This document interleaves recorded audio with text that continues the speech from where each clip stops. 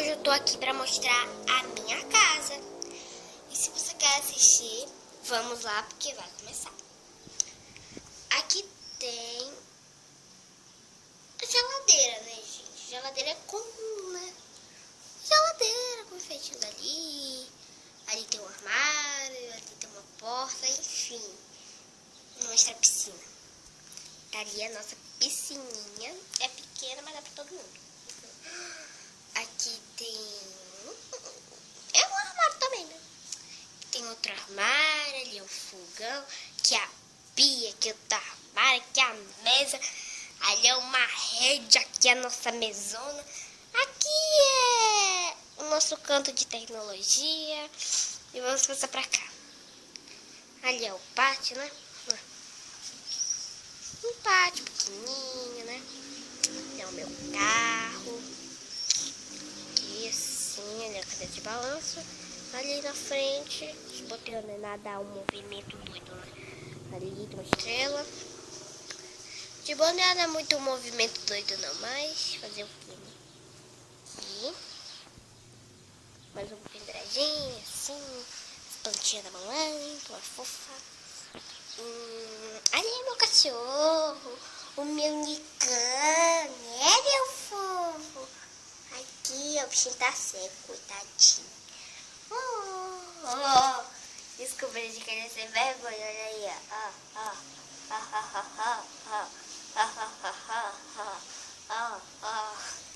Ele é meio sem vergonha, esse cachorro, sabe?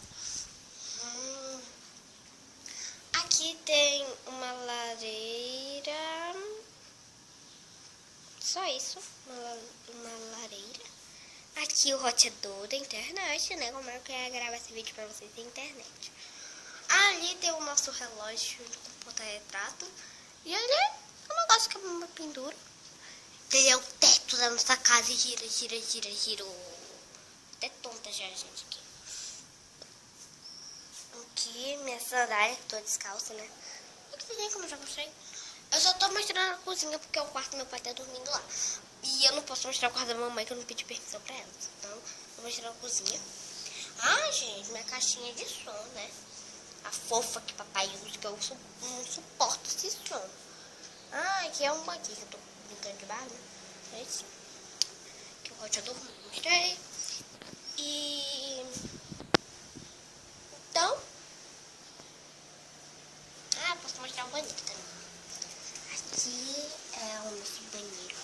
A pia. O espelho. O vaso, né? A lixeira. E a coisa da lâmpada. Aí então o banheiro tá fechado. Tá entrando? Porque ele tá de reforma. Aqui. Então, pessoal, foi isso. Espero que vocês tenham gostado. Tchau e até o meu próximo vídeo. Tchau!